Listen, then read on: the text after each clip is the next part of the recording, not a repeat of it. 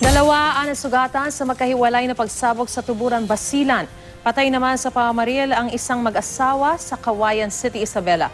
Yan at iba pang maiinit na balitang probinsya atid ni Lia Manialac del Castillo.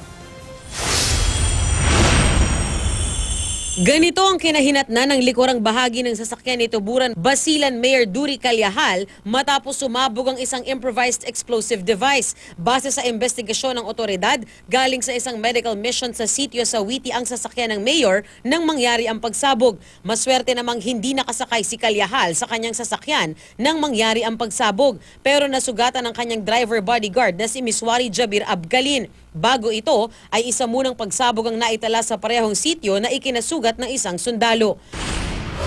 Patay naman sa pamamaril ng hindi pa nakikilalang mga salarin ng isang mag-asawa sa Cauayan City, Isabela. Dead on the spot ang mag-asawang sina Rodrigo at Jomalyn Martinez. Base sa investigasyon ng mga polis, isang kotse ang huminto at pinagbabaril ang mag-asawa. Matapos ang krimen ay agad daw tumakas ang mga suspect. Na-recover po natin yung di umano'y sasakyan na nakita ng mga testigo natin na umalis pagkatapos ng pananambang doon sa mga biktima. Ini-establish natin ngayon kung taga saan, kung sino may-ari ng sasakyan, kanino nakarehistro. Hustisya naman ang panawagan ng pamilya ng mga biktima. Kung maaari, malagyan ng hustisya sa naman yung namatay na pamangkin ko. Dapat mabigyan sa hustisya. Tahimik naman ang kaluluwa nila. Patuloy ang investigasyon ng mga pulis. Inilibing na ang babaeng Aita na hinalay at pinatay ng 4 na lalaki sa Hermosa, Bataan naman.